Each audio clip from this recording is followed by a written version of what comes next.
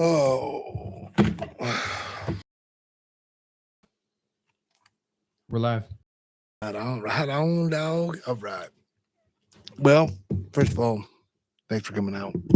Yeah, man. Thanks for having me. Yeah, let's do this.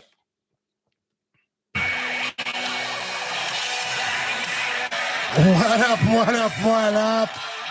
And we are back. And we got the man himself back, Billy Tomas.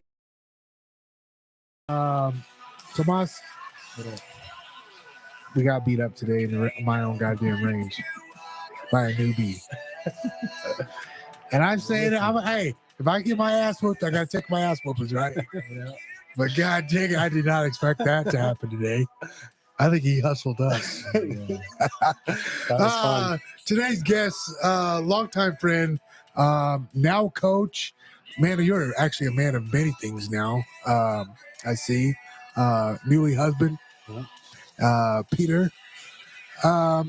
Peter, tell a little bit about the people right now. Like, man, where do I go with this right away? I know you fought. You're a jiu-jitsu black belt. Now you coach some of the main badasses in the game today, and you have all kinds of things outside of the gym too that you do. I mean, tell a little bit about yourself. Like, Yeah, sure. Before we get in the archery shit that you just hustled us. Give the listeners a little breakdown of who you are. Sure, yeah. So I started jiu-jitsu. I took an MMA fight in 2008 without really training for it, just because I saw it on TV and I was like, I want to try that. I was working out at 24-hour fitness, and this guy had told me that he like held pads and fought, and I was like, yeah, let me try it. And I did it for a couple months, and then I went up to Casper, Wyoming. I fought for Steve Alley. Kicked down 51. Holy cow! Back in the day. So I had the fight, and I won. It was like a sloppy mess. It's amateur MMA in the early 2000s, so you know what that was. And I was working at a bar called the Foundry at the time. And I went in and told everybody. I was all proud, and one of the bartenders was like, dude, you're stupid. What are you doing? Like, if you're going to fight, you should come train. Come train with us. That was Elliot, So really? Yeah. So Elliot brought me into Easton 2008. And he's like, look, you can fight, but you got to train first. Like, you need to win a national tournament as a purple belt. You need to win some kickboxing fights. So I did that for, 3 or 4 years. And then I started my MMA career. I fought until 2016. And then when I retired, I got my black belt and I opened Easton Littleton. I was there for a few years. Then I went over to Easton Centennial, which is where I'm at now. And now that school is doing really well. And the community and the culture is on point. So now I get a little free time. So as you mentioned, I got a couple of things outside. I run a media company that actually takes like podcasts like this and then just chops up the little segments and just post online for people. So that's one little side thing that I do. Taking up all of my time is spray net. So, and it's like a premium resurfacing company, and we just like fix people's real estate and then help them, either live in it and be happy about it or sell it or whatever. So we do resurfacing the outside and then indoor cabinets. Really? I'm not really a painter. I don't really know anything about it, but it's business and it's management. So if I hire the right people and put the right people in place and stay out of their way. That's one thing I will say about you. Like, I feel like, running jiu-jitsu schools and stuff like that, it's business. It's a business. It's a business. And I feel like, just because me and you both know Elliot Marshall really well in the mall, obviously, their business plan is, I think, one of the best in the game. Dude, I would say it is, what they're doing for martial arts academies is different and better than most places. Like, for one, it's the opportunities, right? Most of the time, if you want to earn a living in martial arts, you got to open your own school. You got to be a black belt. You got to be a badass. We have all kinds of different people, older people, younger people, men, women, all kinds of people that have full-time careers that otherwise would never get to work in martial arts full-time. So it's really cool. That blew my mind. Right? I've learned a ton from those guys. Mike is the president, and then Ian's like the director of all the general managers. And I mean, they're my homies too. So that makes it nice, but they are really, really good at what they do. Yeah. And so now I have the confidence to go just buy a franchise that I know nothing about. When my business partner kind of did some due diligence, he was like, "This is a good deal." I was like, "Man, I'm in. Let's do go." it. Yeah. Because then you can take it, whatever it is, and go do your own Yeah, thing. if you zoom out a little bit, it's just business. A little you know? outside the box a little bit. Yeah. And Yeah. I honestly love that about you because, it also, like, there's always, like, if there's no risk, there's no reward, right? And I feel like that's why I liked fighting so much. Yeah. I hated losing, right? And granted, it happened, but like it always drew me back to keep doing it, right? Like Yeah. no one wants to go out as a loser, right? But it just continued to like the fire. But like in business, and like you could say it now, like we're entrepreneurs, right? Yeah. Like literally. And I mean, if you want to get paid, you better go out there and make the money go, right? I mean, that's just the way it works, right? You have to take some risks. You have to, put yourself on the line. You got to get your skin in the game. And I believe that if you go as many people as you can, that you're going to be just fine. Yeah. If you're just in service of other people, what are you trying to do? Cool. Let me help. What are you trying to, like just put yourself out there. If that kind of playing that like infinite game, Yeah. The world is so full of opportunities for, if you have the right attitude. So Yep. I'm just trying to, put myself out there, help people where I can. And, I'm really lucky. I have a really nice life because of it. Do you think it is because it's like a little karma? Do you believe in karma type deal? I mean, I'm a karma. Like I really do. And whether it's good karma or bad karma, it's karma, right? Like I feel like I do, and now this was like an early age of me. Like I've always felt like I always try to help people out. And whether I said I didn't give a fuck, right? Like I'd rather just try to, but I feel like my blessings have came back to me like so much more. Like then, oh, I was supposed to get paid $100 that for that. I didn't. Like, that shit is far nothing. Like I feel like if I help, like what you just said, you keep out and put yourself out there. Yeah. I never turn down an opportunity, whether it's something out of my element or whatever. I'm always gonna at least try. Yeah. And if I can't get it right, I'm gonna go ask people, but I won't turn down an opportunity, right? Yeah. And I feel like that's something like people can probably get a lot from is by help people out, right? I think it's just the best way to live anyway. You know what I mean? If you like, I've done both. I've done some really selfish and like, self-centered You were things. a fighter. You had to be a little selfish. You're very selfish. Yeah. But as soon as I retired, I felt like I kind of had this debt to pay off just to like the world, Yeah. And so I kind of made a shift from trying to like be somebody to try to like do something and like build something and help other people. And that's what I've loved doing in martial arts, is because it changed me. Yeah. Like, man, a lot of people that knew me before and like at the beginning of my career would be able to attest, like I'm a totally different person from fighting. Really? Yeah, dude. I was a jerk. I got picked on a lot, and I was just like, I went over the top to overcorrect and make sure nobody could ever make me do feel. it again. Yeah. And so I was just a dick, Yeah. And then, martial arts will humble you down. Oh, I didn't, you There's always say whatever you want. Bigger fucking badass out there, right? I know. Yeah. Yep. And it was a old grudge, and then I went over to Muscle Farm when that all went down, and then I was back at Easton, and I mean, there's been some really, really good guys that have come through to find out where you're put me at. in my place. A little humble pie, right? Yeah. It's good so for funny you say that because, like, I remember I retired in 2014, and I remember you training at Muscle Farm, and I stayed at Grudge because I was obviously coaching with Trevor, right? Like literally, I remember looking at you guys and like guys like yourself and just like, man, these guys are gonna be like the future of the sport. Like I'm retired now, like and then I look at Gaethje at the time, like I didn't even think he was gonna be the person he is today. I honestly didn't. I thought it was guys like, because I remember watching you throw down. I remember watching Valor, but even the young guy, I was like, dude, he's gonna be a stud, dude. Yeah. You know what I mean? And like, there was just so many of the guys there at Easton's and then Muscle Farm that I was like, dude, these guys are legit, you know. And I was like, dude, there has to be a way where we gotta like cross train with some of these guys, right? If you Yeah. want to do it, right? Yeah. Well, at the time, it was such a fucking bad idea, right? Like Yeah. it was like whatever, which I always thought was dumb in the first place, but it is what it is, right? That's how it goes. I mean, it's kind of always happening to someone somewhere. Sometimes you're more involved with it. Mhm. Sometimes, like right now, I'm kind of out of the fray, I- but the fray's going down. You know, Hey. I'm just out of it.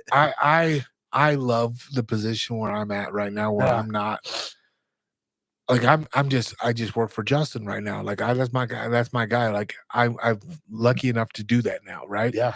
When he retires, I'm well, fuck.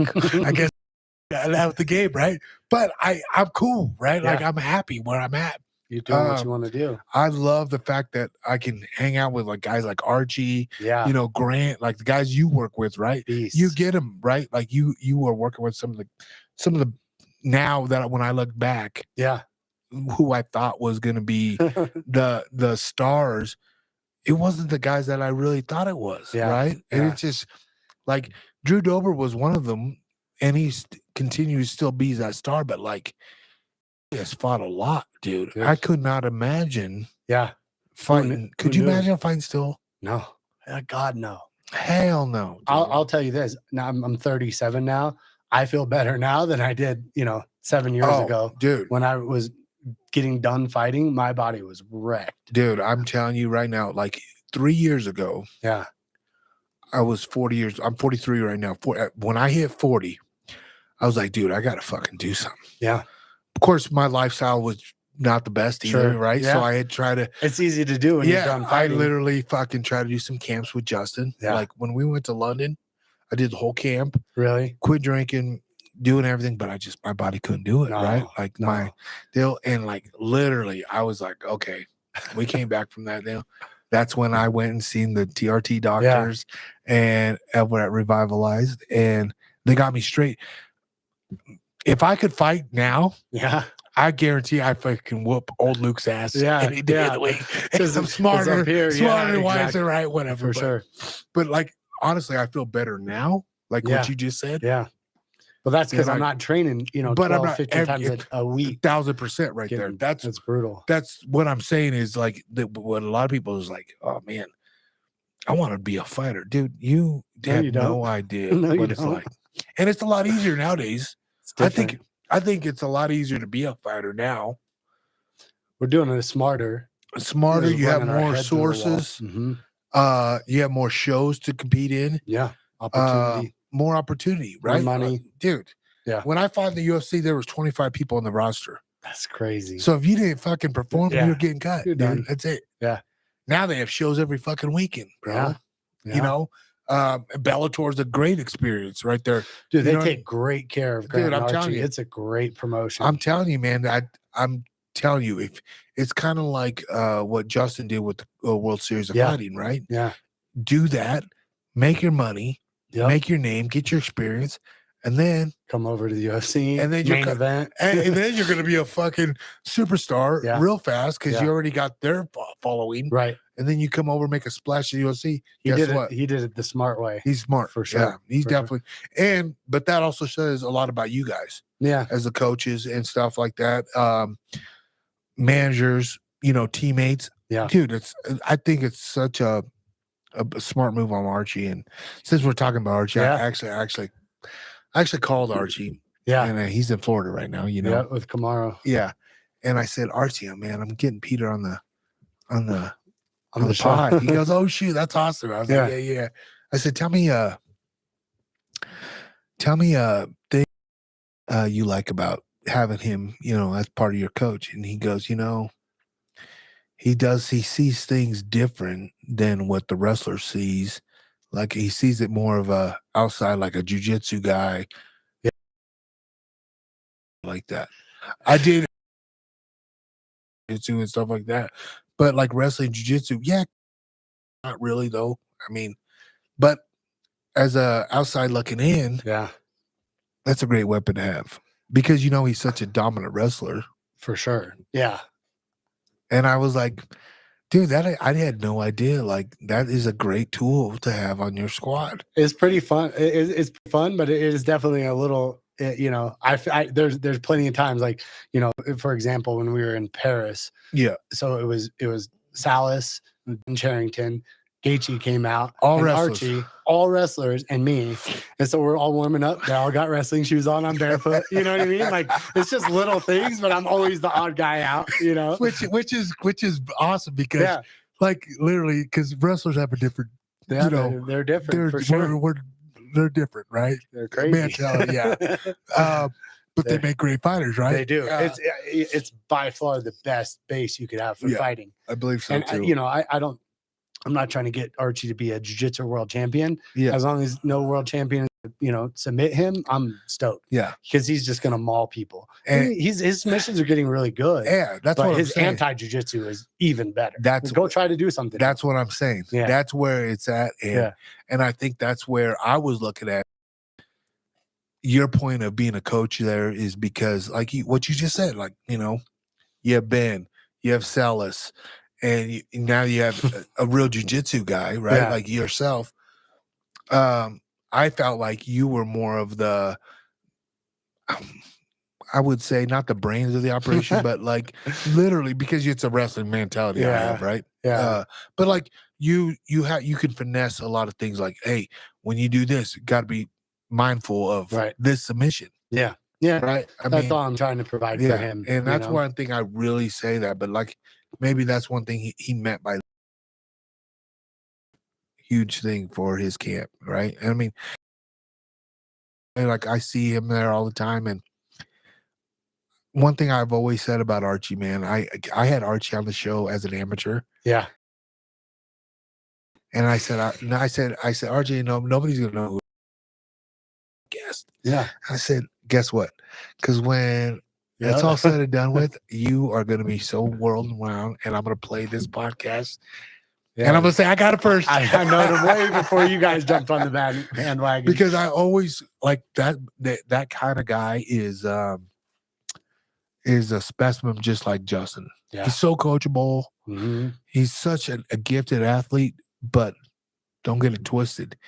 Has that badass motherfucking mentality in him. Yeah, he does. That I guess it's, what would you say, that dog in him? Yeah, I mean, like there hasn't been anybody to really have to, like, he hasn't really had to bring that out. It's been pretty much one-way traffic. Yeah. But you see it in the room. He's a competitor. Like he will never, like, if you get him, he's getting it back, or he's gonna die trying. You know what I mean? I saw it for the first time when the number one wrestler came in. Sadaka. That was crazy. And I seen that, and I didn't expect Archie to do any. I expected Archie to do probably what 99% of his other partners do. Yeah. Get beat up, right? Yeah. And do the drill. Kept coming after him. And I was like, oh shit, look at Archie go. And I was like, wow, that's I wish I had that, right? Yeah. Because like literally, but I think it's also, one, he's obviously a great wrestler. Yeah. But two, it's the part that he wants to fight and compete and know, hey, I'm nobody's bitch, dog. Yeah. And that's one thing I love about Archie, right? But like Archie has that dog in him. But like what I love more about Archie is like he is such a humble, nice guy. Definitely. Like he's a good man. He's a family man. Goes, I called him. He goes, Luke, what's up, sir? And I'm like, dude, don't call me sir. But he's just like that guy, just right? Respectful, like everything, like him and my wife. I let him get tickets with my wife at the, what fight was it? The Poirier fight, I think. They sat next to each other. And now you're telling me a motherfucker guy like Archie, when that motherfucker takes his shirts off, he looks collapsed. Sit next to my wife? Come on. Because I trust that motherfucker. I know. He's a family man. He has a wife, 2 kids himself. Like I can trust that guy with anything, right? Absolutely. And I felt more secured him next to my wife, for sure. If now nobody's gonna mess with her. Ain't nobody fucking with her, right? Yeah, she's good. Like, yeah, you need to sit next to Archie, dog. Yeah. But that being said, He also said he has to, hey, bring up Peter or what was the guy about Peter or God damn it, it just slipped my mind. Funny story about talking shit is about something. What was it? Oh my God, I'm gonna have to come back to it. All right, think about it. And I'm gonna have to text him because now I just slipped my mind. Oh my God, I had it in my head. Some funny dude. He just told me to say the name and you'll know. Oh my God. Now I'm gonna fucking shit the bed now, of course. But that okay, we'll come back. We'll come back to it, yeah. But now, as a coach, when you coach, you coach a variety of different fighters, right? And they're top tier. I have a handful of people that I still work with. Like obviously, I was a coach on the elevation. When that split happened, I stayed with Easton, and there was a lot of people. I just had to go where the bodies were, So, but I had a handful of people that stuck with me instead, and they didn't have to do that. So I was loyal, dude. Man, yeah, it meant a lot to me. It's hard to find that nowadays. It is. It really inspired me to make sure that I show up for them. Like they didn't have to stay with me. They could have. It was not the easy way. Yeah. Right? But like guys like Archie, like Grant, like Bojan and Mallory. Those four I've been coaching for a while, and they're all so different, but they're all very they're top level. They're different in a lot of ways, It's I guarantee it's really you. cool. I guarantee you. It forces me to be a different type of coach, I can't talk to either of them the way I talk to Bojan. Dude, Mallory is the craziest one out of all of them. We're all really lucky that Mallory got put in a 115-pound body, because if she was in Grant Neal's body, we're fucked. Oh my God. I don't know. Yeah, I don't know how much you know her, but look up Mallory Martin, Happy Halloween, when she's just on top of this girl, elbowing her, yelling Happy Halloween, cutting this girl's face up. Dude, she's a monster. I love that. She's gangster. Yeah. Yeah, I love that. So I picked her up when I think we started going to elevation and started sparring more with Justin. And I started following people and I kind of knew who they were, but she was still fighting. And I was watching her, and gangster. Dude, she's gangster. Now she's fighting for a promotion called Octagon, which is the same as on in Europe. It's a really good promotion. Yeah. Well, dude, they huge. Sell out shows. We did Prague for Christmas. Yeah. 20,000 people, the O2 Arena. Yep. She was like the first or second fight of the night, and it was already full. I believe it. And Bo was the main event, and it was still full. Like dude, they love their mixed martial arts there, right? Dude, it's so awesome. I know. So cool. Love that. I follow you guys, and I love Bojan, dude. Yeah. Like, dude, I cannot wait to have him on the show. And, like, and shoot out archery guy. Yeah, he loves shooting. Love it. Not connected, but it'll happen. I'll bring him up. Yeah, he is bad motherfucker too. He is. Oh my God. But the thing is, in my mind, he is like the epitome of like a martial artist. Like he wants to go win. He wants to perform, but he wants to do it in like the most skillful way, like without hurting somebody or like he wants to just go out and submit. Dude, he's like, and I believe that too. Yeah, dude. But then like if you train with him, you feel like you just got out of a washing machine. I know. It's brutal. I didn't realize. Something came up in my Facebook. He, when his younger days, to when he started, he fought a Jason Lee back in the day. Yeah, and he was like the road to the Ring of Fire. Road to the Ring of Fire. I had no. I mean, yeah, dude. I had no idea, but like, it's crazy nowadays. Thank you. It's crazy nowadays to see how long he's been doing it for. Yeah, how long.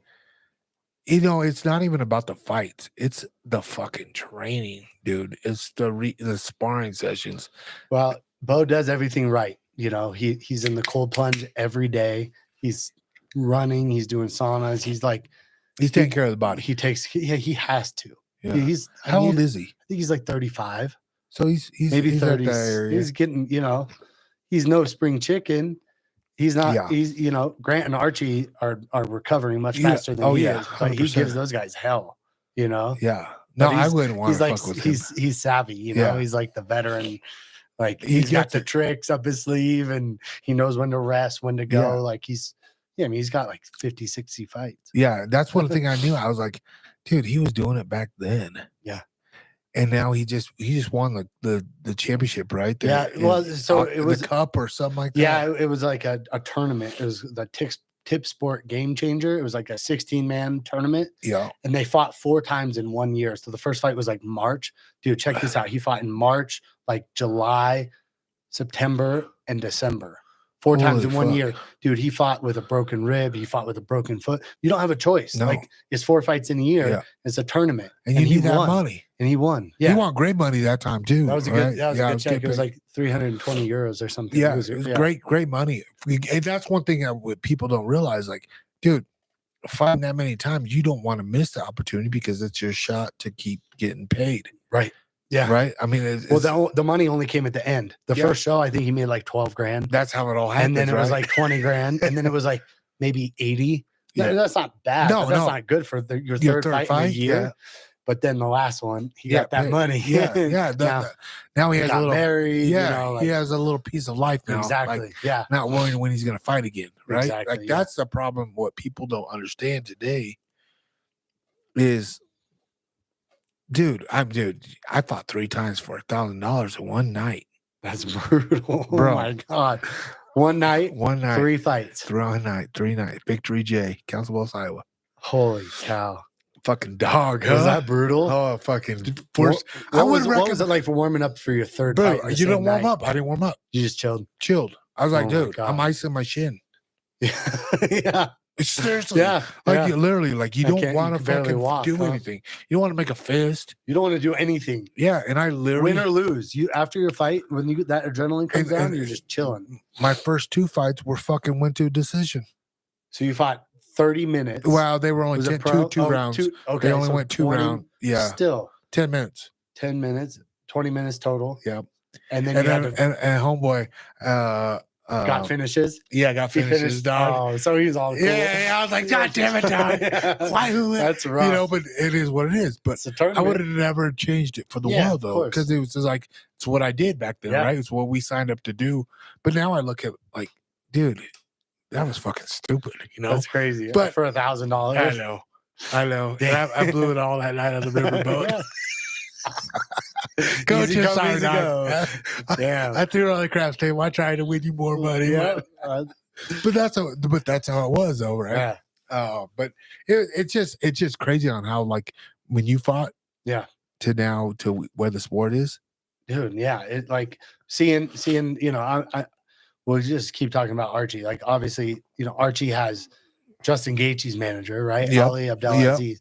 That guy is obviously going to bat for Archie. Not everybody gets treated the way Archie is. Yeah. And it's because Kamaru and Justin, like, they have a good relationship with Ali. Yep. They got kind of Archie in it. And so, granted, Ali is very much, to credit for where Archie's at, but still, you got to go out there and perform. Yeah, dude. Archie's the one that's, he's putting it on the line, and he's making it. And I think that happen. has to say a lot about the team too, like coaches, team, manager. Yeah, they all have. Everybody's looking for that. Like what you said. Like, I think that's part of me is why I quit coaching so many fighters, is because one, I felt like Justin has done so much for me, and we've been through so much together. Like the early phase, obviously loyalty is obviously one thing, but like the whole thing with me and Trevor and Justin, it's just been this, right? Like, part of me is like, when Justin hangs it up, I'm cool hanging it up too. Like, I really am. Will I miss it? I think so, because it'll be like my first time actually stepping away, and like when I retired, I never really retired because I was still with the guys and still doing it. Yeah. And but I'm okay with it. It's just like what I was saying is, when I give 100% to Justin when it's time for camp, you know how it is. It's like you're driving one part to the gym, one part of the all over country.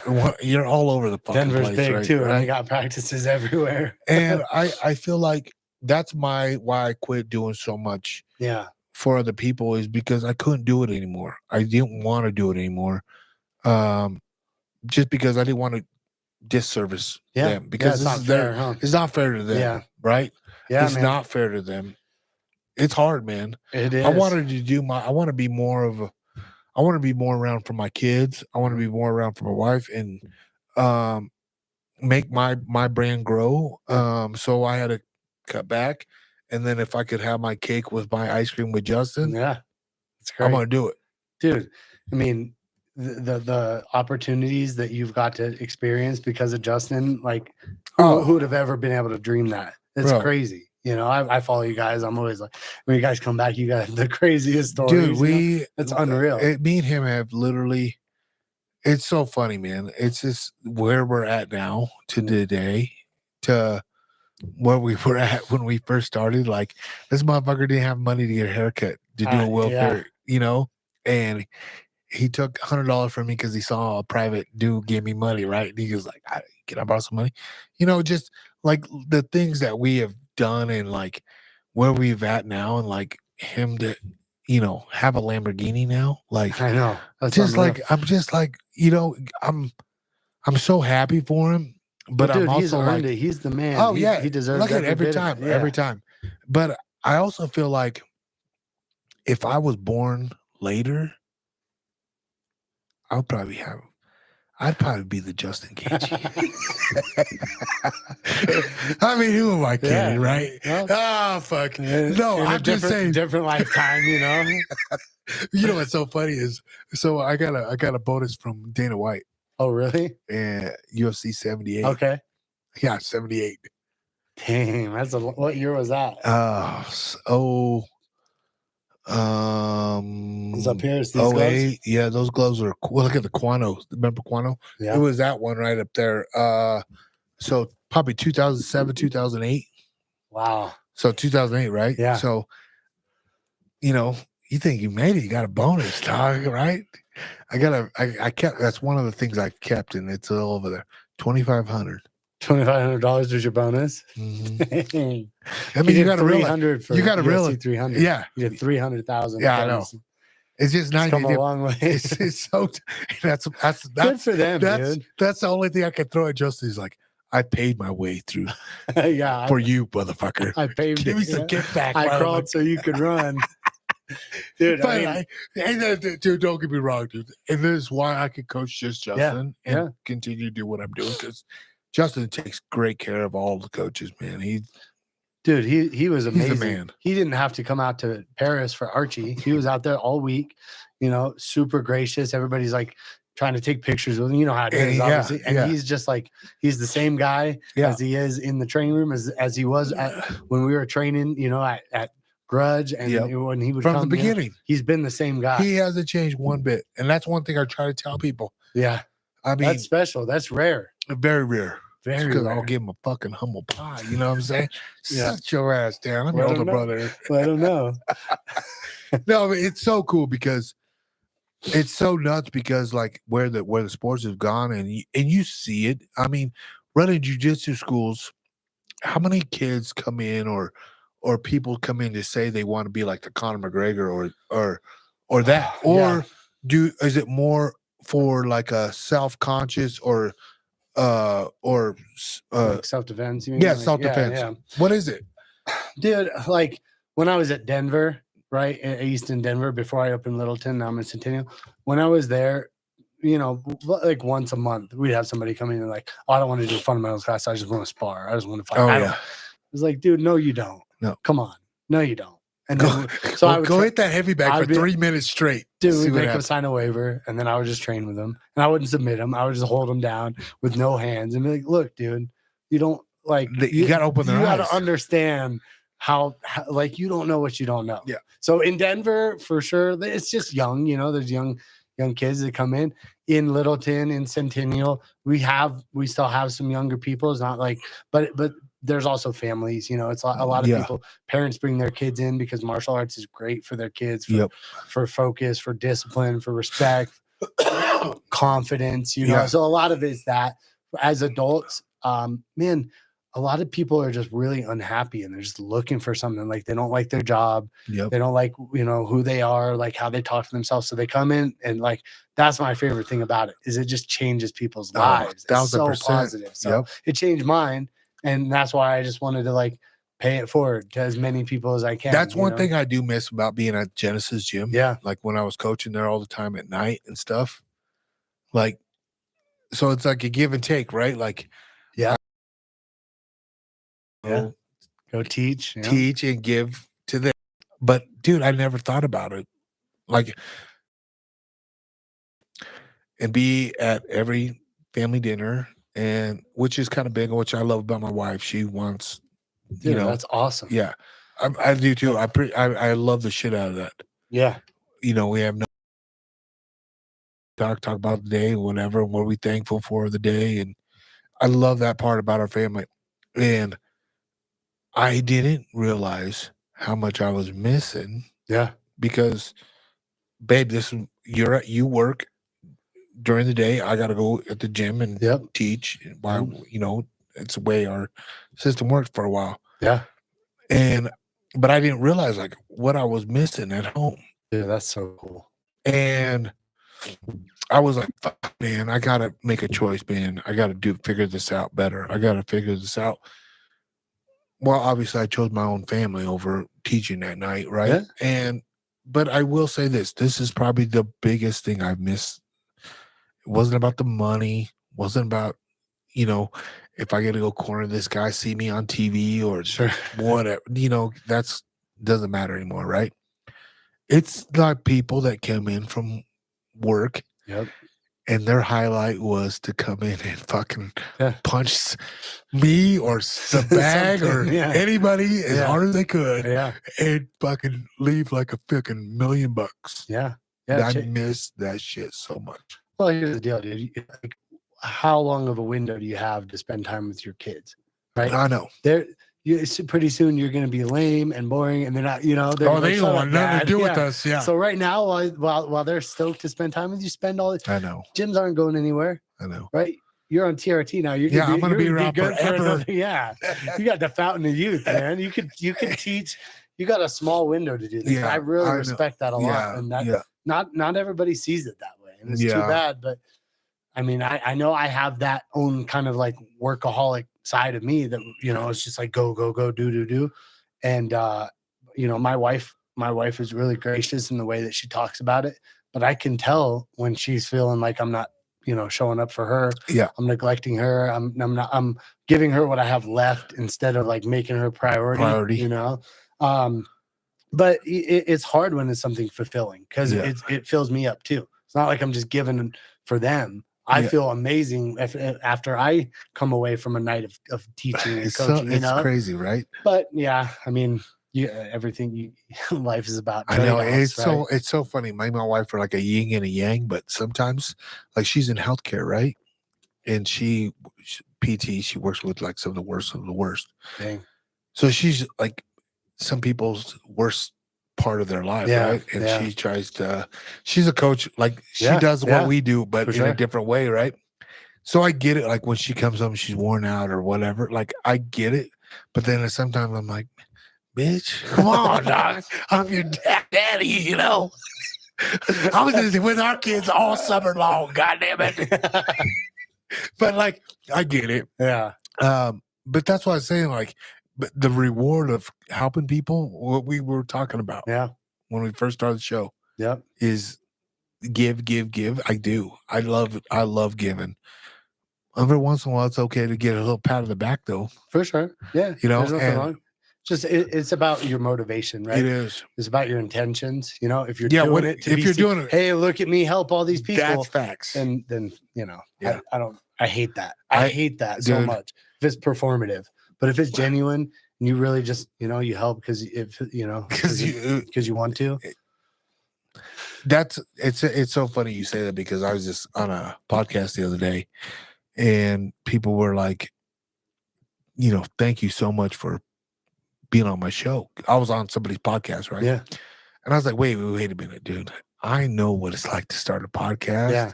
And I know what it's like to start a deal. And I had people help me get me where I'm at too. But that's just life, period. Like I would not be where I'm at now if I didn't have help. There's no way. No way. The idea of somebody being self-made, I think is just insane. Yeah. Like everybody got help somewhere. Yeah. And nobody's an island. Nobody can do it on their own. I would really like to know who was self-made without even having a little guidance, man. I'm telling you that right now. Somebody helped you. I have so many people from high school coaches, middle school coaches to, my mom and dad, period. My siblings. Well, dude, you could even zoom out. Like you didn't choose your genetics. You didn't choose your parents. You didn't choose where you were born in the world. Like all that was luck, like you didn't choose any of that. Don't say like, oh, you didn't do that. No, so that's what I'm just saying. Be grateful and help other people who don't have the advantages you have. That is so crazy. You say that, be grateful, because when I was getting ready, when we agreed to do this podcast, right? Yeah. So I got on your Instagram. And I, you just newlywed, right? Yeah. And I saw that, but I went deep, and that's when I saw like Muscle Farm. I was like, God damn, I do remember you being at Muscle Farm. But I also saw something really cool. Like you gave somebody a UFC hat. Yeah. Right. And I don't really know the whole background of like who you married, what heritage, but are you willing to talk a little bit about it? Of course. So my wife was born in Mongolia. Okay. Right? She's a Mongolian woman. Her mom married an American man in like 2001, and they moved to the US. Okay. So they live here. Yeah, they live here, right? Her and her mom, and now she has a younger sister, like a half sister, from the American guy and her mom. Right? Okay. So they live here, but so last, it's been like maybe 18 months ago, we went to India because. How long have you been married now? So we had an American wedding last summer. And then we just got back from Mongolia 2 weeks ago when we did like the traditional Mongolian wedding. That's what I seen. Yeah, no, a little bit. No, I haven't posted much of that. Okay, cool. We're waiting for there was like a professional videographer. Oh, dope. So I'll have a video. Cool. They did the whole ceremony, like kind of not how they do it in Mongolia anymore, but they did like a traditional one, like how it used to be. Okay. And they like documented all of it, and it's really cool. We had all the traditional clothes and like the whole ceremony. Hey, there's some bad motherfuckers. Like, I am not gonna. When you said that, I was like, no way, dude. Yeah. And we were talking about bows. Yeah. And I was like, dude, those guys. Dude, the Mongolian archers are no joke. Like I've been trying to like study up on like Genghis Khan and all the, the Mongolian history background. Yeah, because it's super cool to me. I just don't know that much about it. But like the Mongolian archers could like ride the horse and shoot their arrow right at the exact time when all four of the horse's hooves are off the ground. That's so it was unbelievable. Like perfect. Dude, it's so cool. We were just there. Can you see if you see any of that? Can you see that? Yeah. We were just there for like the 100-year festival of like this little kind of province.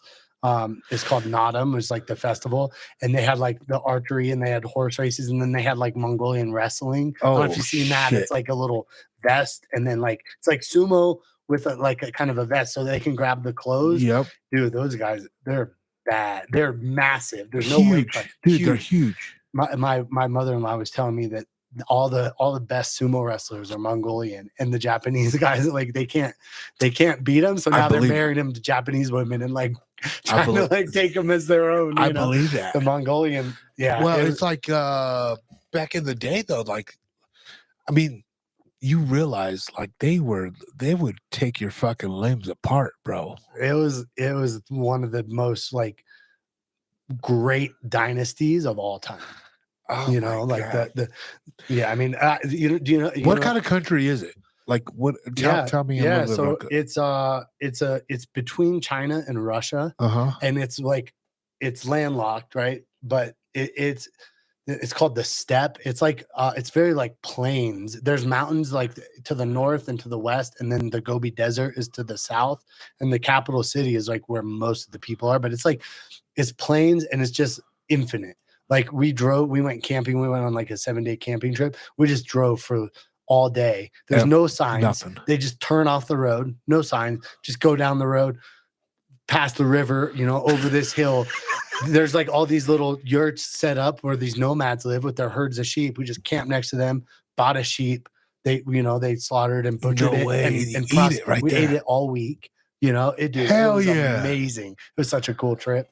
Holy cow, that is the shit, bro. I've never done anything like that. Like literally just camping and living, you know, like we would get milk from them and like this kind of like, it's called orm. It's like the cream that rises to the top of the milk. And then you just like put it on like whatever bread or crackers or something, just eat it like Bomb. They just milked that, you know. Yeah, from the sheep, goat, or sheep, cow, goat, yeah, camel, yak, like all those. And then, you had it all. There's her. I rode a camel. Yeah, there you go. Look at these guys, dude. When people don't understand though how their bows are, like we're talking poundage, dude. It's stupid. I tried to pull a bow back. I couldn't do it. Yeah, I believe it. I tried to pull I'm saying I couldn't do it. I guarantee you, but I don't think I could do it. I would love. Look how that horse is riding. He's hanging off the side of it and just shooting. It's unreal. But dude, that's such a crazy culture. It was so and cool. I love it. I love the fact that you are open to fucking just do it, dude. Dude, I'm here for all of it. You know, I love to travel the world. I love to sample the different, you know, cultures and just learn from people who are, you know, have a totally different outlook on the world than me. Like, I don't know. I mean, like, I grew up in a really small town in Western Colorado called Paonia. It's like a tiny town. Oh, I didn't know you were native here. Colorado. Yeah. And you know, and like I didn't even leave the country until, I mean, I went to Mexico one time. You know, like we all went to Mexico. That doesn't count. But like I went to, you know, Thailand for like 7 weeks by myself. That was like my first trip out of the country. Did you? Yeah. Oh shit! Just backpacking, training Muay Thai, and like just traveling. Like, so I love it, and I'm open to it. I feel like there's so much in the world to experience, and I always say that because it's one thing I loved about fighting is like I got to travel because that's what I did. I fought everywhere. I told my manager, I said, "Look, bro, look at that, just shooting the guy in front of him." Oh my god! I guess that's how you practice. Yeah, I guess so, dude. That is nuts. He's got, I rode their horse. Their horses are small. They're not like American. They're small? Yeah. Their horses are like much smaller than like American quarter horses. Really? Yeah. But they're built, you know, they're like endurance horses. Like they are, you know. Little tanks, huh? Yeah. Look at this guy just holding the shield. Dude, he's like, shot at. Oh my God.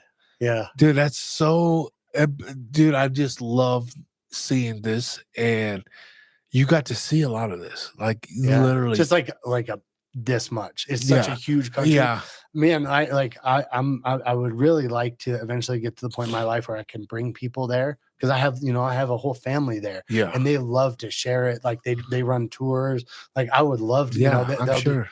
Dude, I would love to get in a point where in my life where I just get to like, let's go. You want to go? Let's go. I'm down. Hell yeah. Yeah, dude. Dude, such a cool thing because like I always said that's one thing I loved about fighting was like I got to go see different like, dude, I lived in Nebraska, dude.